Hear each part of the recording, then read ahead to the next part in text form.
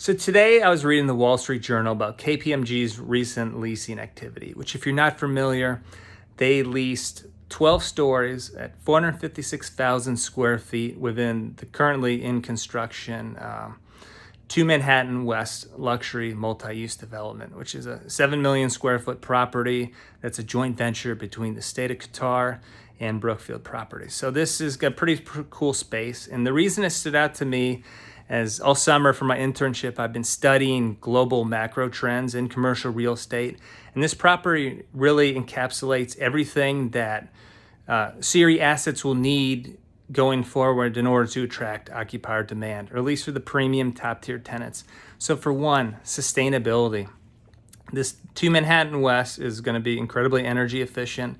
And going forward, if you want to attract premium tenants, you're going to have to incorporate sustainability measures into your building. Companies want assets that consider ESG, especially in this global market where energy prices are skyrocketing through the roof.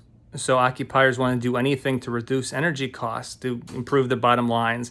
And then just from a talent retention standpoint, millennials and Gen Zs genuinely care about ESG efforts.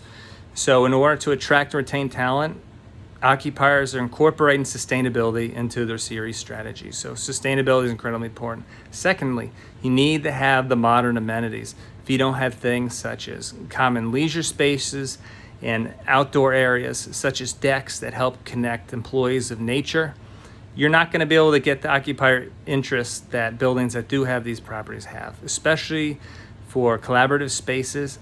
Millennial and Gen Z employees, they don't see the office as merely a place for working. In fact, over the last 2 years, they've been just fine conducting work without an office. They more so see the office as a place to collaborate and to build teams and build a sense of community and corporate culture. So it's really necessary to have these leisure spaces going forward. And thirdly, you need to be near a transit hub. Just think, it's so difficult for companies to bring employees back to the office in this day and age. And if you aren't near a convenient transit hub, employees are just going to say no way. So buildings that are near transit are doing incredibly well. So obviously the 2 Manhattan West, which is in the Hudson Yards, it's an incredibly well-connected neighborhood, not too far from Penn Station. You have the 7 line, but outside of that, other properties near transit hubs are doing well. So just look at, if you walk outside of Grand Central Station, you're going to look up and see a 93-story behemoth that is the One Vanderbilt Tower, owned by SL Green.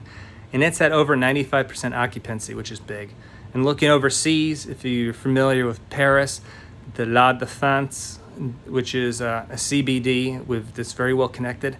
Currently, the leasing activity in Q1 2022, it's over 53% the averages of pre-COVID levels. So that's huge. So if you're well connected, this is really going to attract occupier demand. So going forward, you need to be sustainable. You need to have the modern amenities that millennials and Gen Z want. And you're also going to need to be near transit hubs. And if you do this in this bifurcated market, you're going to be one of the winners and not one of the losers. The winners are the premium buildings that have all these amenities.